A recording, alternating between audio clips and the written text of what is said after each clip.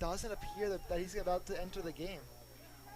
No, he's still sitting on the bench over there, and it seems that if could be his afternoon over. That's one of the biggest weapons for this Panthers offense is Brandicke getting ready to kick it off back to Greenville.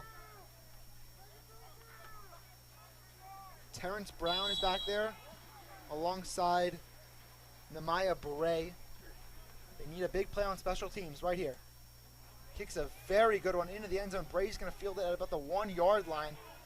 Running from right to left side. Now he's going to stutter step and eventually get taken down inside the 20-yard line. Great special teams play there for Westminster. Number 25, Dawson Brandt. How about the afternoon that he's had as he makes a big tackle there on special teams. Dawson Brandt's come up with 2 really, really big tackles on special teams, and not to mention the big fourth down tackle to end that drive, to end the first half of action here. So the starting point is going to be the 18-yard line.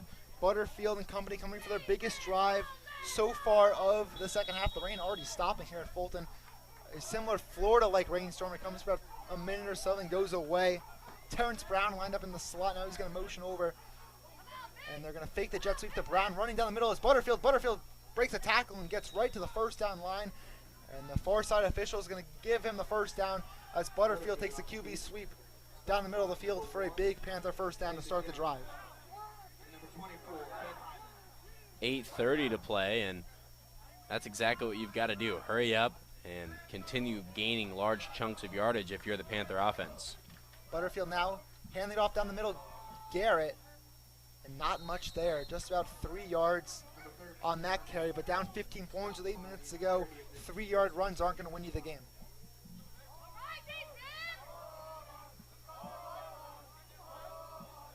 Garrett averaging 3.5 yards per carry. That was about 4. So with 8:05 to go, bringing some tempo on this drive. They motion Terrence Brown from right to left.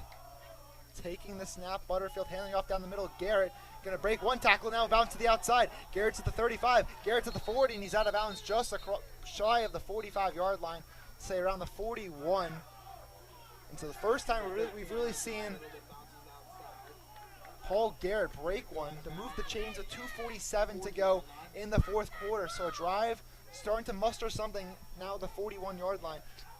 And Easton Hanks put himself in a great position to make the tackle before he was able to get to the outside and turn upfield, but a great block thrown by Nehemiah Bray there was able to allow the Panthers to pick up the first down. Butterfield in the pistol 4 wide, faking the screen pass. Try to go downfield, nothing there. Now he's going to try to escape a sack, and he's taken down for the sack. Rothman Harris, a huge Blue Jay debut for him, continues his second sack of the afternoon, and he takes down Butterfield right at the 32-yard line there. Big sack for him. He's had a great afternoon today. You know, he's had his name called quite a few times, and really it seems that it's happened in the most crucial moments as the rain picks back up again. Back. 2nd and 20 now for Butterfield. Can they get their offense back? Taking the snap, faking the jet sweep down, running down the middle is Butterfield. Escaping one tackler is going to get across the 40 to about the 42-yard line. Who knew that Fulton, Missouri was susceptible to tropical rainstorms? This is the hardest it's been down so far. It stopped, it started, now it started again. It's 6:35 to go. Greenville's got to start to get with some more tempo here. They have the tight end Logan in the game. Now he's going to motions to the right side. Butterfield taking the snap, handing it off down the middle. It's Garrett, and Garrett's going to spin off one tackler, bounce to the left side to the 50, breaks one more tackler, and he's out of bounds to the 45-yard line. The second straight good run for him, and they're in Blue Jay territory with 6:26 to go. That's a huge play by Garrett there as he put his head down and went over Easton Hanks. And in doing so, he was able to get out of bounds and stop the clock. Clock now running. 6:24 to go. They eventually got to take a shot down the field. The biggest play of this game remains the interception in the end zone. You know, when it gets wet out here, receivers, it's tough to catch the ball. Butterfield, they're going to take a shot down the middle of the field. It's up. It's caught. What a play. Terrence Brown pulls it down inside the 30-yard line. Going up, making a big catch for 15 yards. and the Panthers move the chains. With this rain coming down, as I was just mentioning, it's kind of hard for receivers with gloves to haul it in with those wet gloves. So we've seen a few of those gloves hit the turf here, and they'll pick them up later. With some more tempo with the rain falling here in Fulton. Butterfield taking a shot down the field. It's up. It's caught for the touchdown. Logan pulls it down in the end zone. And the Panthers are back in the end zone. It's a really big play. Seth Logan able to escape the coverage and sneak behind into the end zone and catch the touchdown. 5:46 to go, and Greenville's not out of this game yet. Seth Logan running down the seam, catching the touchdown. It's 23-14 with 5:46 to go. They're going to need 1 2-point conversion eventually. They're going to play their odds and try to get it here. 9-point game. It's a 2-score game. An extra point would keep it a 1. Would keep the 2-point conversion necessary eventually. They're going to try to chase it now. That's what the analytics says. I'm guessing that's what head coach Robbie Shoemaker is going for. A critical 2-point conversion here to make it a 1-score game.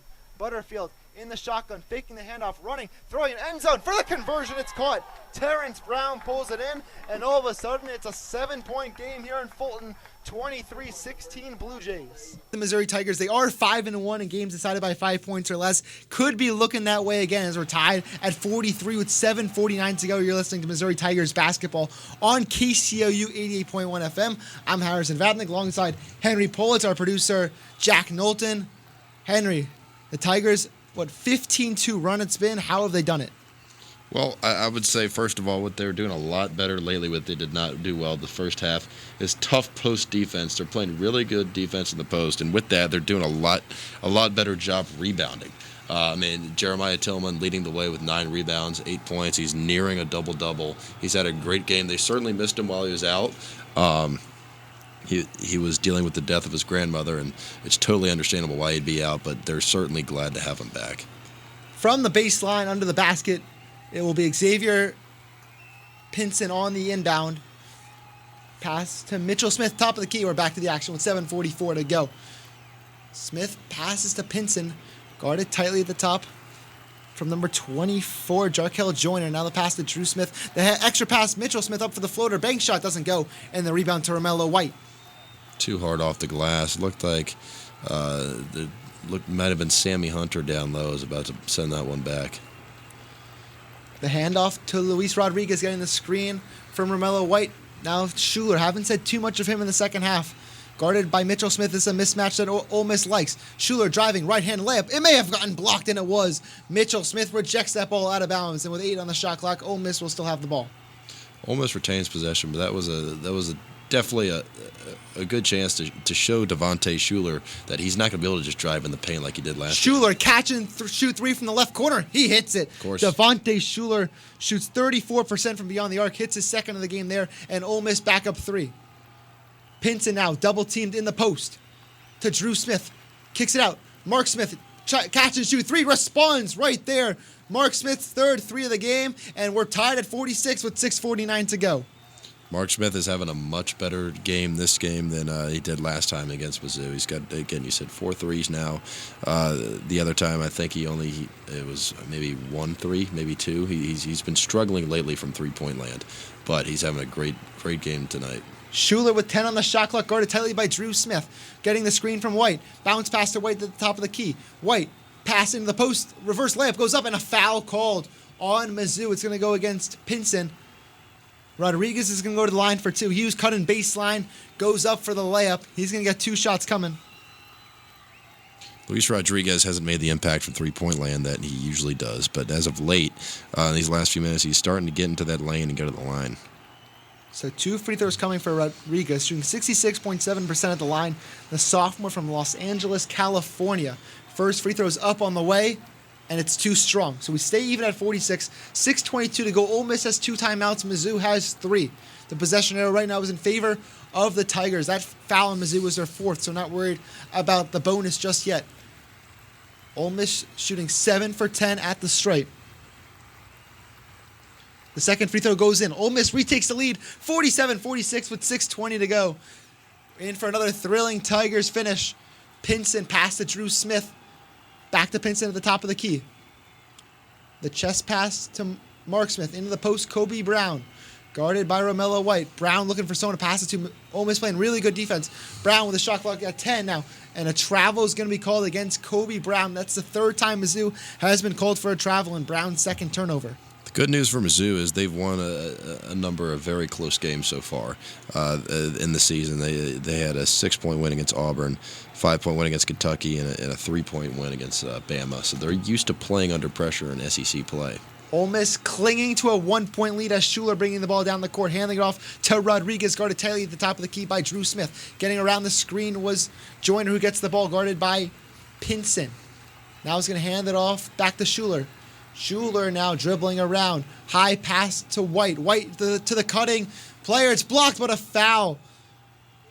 KJ Buffin was cutting toward the basket. Got fouled by Tillman. That's his second. And 2 more free throws coming for Ole Miss. Another thing that is noteworthy, turnover margin has evened, and I think that's why the scores evened out. Missouri's been able to force more turnovers and eliminate turnovers on their end, and it's no surprise they're now within a point. Buffin's first free throw is too strong. 47-46, 5:41 to go. He had 9 points the last time against Missouri. Had a streak of 5 straight 10-plus point games in December, but has had just 2 since. But those 2 have been the last 2 games. He hits the second free throw. 48-46, 5:40 to go. Pinson bringing the ball down the court. Mizzou trying to find that offensive momentum they had a few minutes ago. Kobe Brown back to Pinson. Pinson swinging it around. Drew Smith had the open 3, passed up on it. Now driving, falling away, shot in the paint. It goes in. Drew Smith ties the game up at 48 with 5:22 to go. The only problem with the Mizzou when they've got players that are athletic enough to keep up with their the ISO offense that they run, they don't have the off-ball movement that Ole Miss does. There's not really any picks being set. Buffin the float, alley-oop, the lob, and the finish. Luis Rodriguez was cutting to the basket, and he gets the lob there. Really good assist there by number 5, KJ Buffin, and Ole Miss retakes the lead 50-48. Again, Luis Rodriguez usually does his damage from beyond the arc. Tonight it's in the paint. Drew Smith to Pinson, to Kobe Brown in the left wing. Brown dribbling around, looking for someone to pass it to. Has Pinson, draws a double team at the top. To Drew Smith, to Kobe Brown. Brown three-pointer for the lead. It's up. It's an air ball. Pinson got the... No, it's Tillman the rebound. The ball is tipped out loose, and it's an Ole Miss rebound there. Joyner's going to slow it down for the Rebels. 4.5 to go, 50-48. Mizzou looking for stops on this end of the court. As Joyner with a mismatch with Kobe Brown. Driving. Step back shot wasn't there. Romello White has it. Guarded by Tillman. Pass to the post. Deflected and a turnover there. Another steal for Jeremiah Tillman. Mizzou running the other way. It's Drew Smith in the right corner. Thought about the 3, he's not going to take it. Now with a little hesitate step. Going to slow it down. 4:09 to go. Tigers down 2. Pinson now. On the deep left side of the court. Joyner with some space around him. Back to Pinson. To Drew Smith. The shot clock's under 10. Drew Smith driving with the left hand. Stumbles, and a foul is going to be called. It's going to go against Schuler. That's his second. 3:55 to go. Ole Miss by 2. We're going to take the under 4 timeout. A thrilling finish ahead from Mizzou Arena. Don't miss it. Ole Miss up 2. You're on KCOU 88.1 FM. Mizzou baseball at home tonight, starting their series with the Texas A&M Aggies, and it was all Aggies from the jump. Ty Coleman grounds to short, and Trevor Austin's throw goes wide of the first baseman, scoring Will Frizzle. Next inning, Ray Alajo puts one past Cameron Swanger, the first baseman, to score Hunter Coleman from third and bring Ryan Targak to third, and they weren't close to done. It's Austin Bose hitting down the line, bringing Frizzle home yet again. The Aggies kept pouring on the runs. They had 6 in the first 3 innings, and then it was Callie Harrison's turn. He hits one to right to score Mikey Honer. The Aggies score 16 runs. 9 Aggies drove in a run, and Texas A&M won with ease, 16-2. Mizzou baseball wrapping up their series at home today against Texas A&M. Aggies up 1-0 in the second when Ryan Targach hits a solo home run deep into center field to give the Aggies a 2-0 advantage. Mizzou would respond in the third inning. Brant Belk hitting one directly off first base into the outfield to score Ty Wilsmeyer to cut the lead to 2-1. And Tigers trailing 3-2 in the 6th, and the rally was on. Wilsmeyer gets one through the infield to score Cameron Swanger and Ross Lovich, who would beat the tag at the plate to give Mizzou a 4-3 lead. And 2 batters later, it's Torrin Montgomery hitting one deep into center field for a 3-run home run to give Mizzou a 7-3 lead as he grounds third, celebrating with his teammates, and the Tigers would finish it off with a 4-3 double play in the 9th inning to seal a 7-3 victory and a series win over the Aggies. Salisbury hosting Slater in the district championship. Slater upset number 1 seed Harrisburg on Thursday, trying to keep the run alive. Late first quarter, Jackson King of Salisbury brings the ball down the court and hits a 3 just before the buzzer to give Salisbury the lead at the end of the first quarter. Wildcats would respond. Kenyon Minin hits the behind-the-back pass to Thursday's hero Keegan Zeidel for the layup. Slater led by 4 at the half, but the final minutes were Jackson King time. He drives into the paint and finishes the tough layup with a foul. Salisbury led by 1 late. Then we had some controversy. Luke Albin gets fouled on the 3-pointer. He would hit all 3 free throws and plenty more in the final minutes as Salisbury wins their first district championship since 2017. 58-46. Cap City hosting Elias, being led by McDonald's All-American nominee Lindsey Byers. Her big day would continue. Early on for the Crusaders, Byers reads the pass and steals it all the way to the basket. And moments later, it's Kylie Bosketter hitting Byers on the wing. She catches it and banks it in for the triple. It would not stop there for Byers. She gets the outlet pass in transition, goes up for the tough finish. As an offensive day for Byers, finishing with 19 points. Cap City trying to muster some kind of offense. Kyla James gets a nice spin move up for the finish, but it was not enough as Elias rolls to victory, 84-20. Blair Oaks and St. James down in Owensville for the district title, and it was all defense from the start for the Falcons. Caden Geist drives and gets blocked off the wall by Luke Northweather. Tigers trying to answer back. Geist kicks out to Blake Redburn, who pumps once and creates himself the open shot 3-pointer. Blair Oaks would run away with it in the second half, though. Bryson Jeffries hits the cutting Jake Closer for the layup with the foul as he's able to get that one to go there. And the finishing touches for the Falcons as Carson Pranger throws the lob up to Northweather, who just tips it in for the easy layup. And Blair Oaks holds the Tigers to 11 points in the second half and wins their 3rd straight district championship, taking it 61-29. Quarterback eventually plays.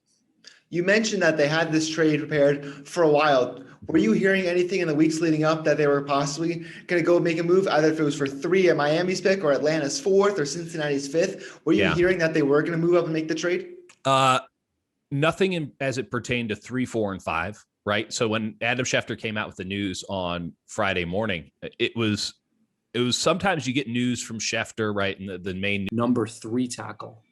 Yeah, I think that trade kind of flew a little under the radar because it happened just after the Dak Prescott extension, because I think he does add some good depth to that Dolphins offensive line. Something I was possibly thinking about if they do decide to trade back a few spots and they're sitting at the 8-9 range, possibly taking tight end Kyle Pitts. I know they have Mike Gesicki. I know they have a desperate need for wide receiver, but why not possibly take the risk at going for a guy like Kyle Pitts, who has the skills of a receiver but can also block like a good tight end, and you can play him out wide or in the slot. And, Brian Flores coming from that New England culture where they had a great tight end in Rob Gronkowski.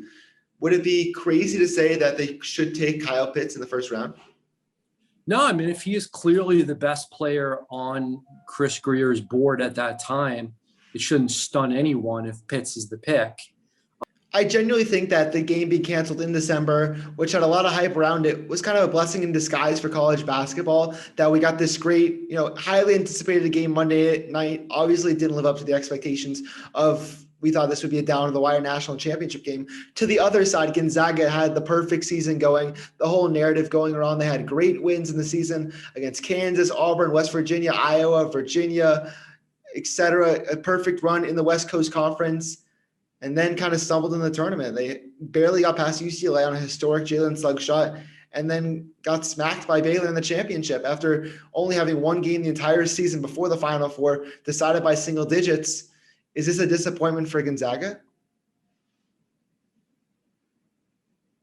I don't think it's a disappointment for Gonzaga because I just think they ran into a better team. Now, are the players disappointed? Of course. Is Mark Few disappointed? Of course. But what I would say in general is, first of all, anyone that's like talking about Gonzaga being overrated or anything like that, they were 31-0 going in the national championship game. And I think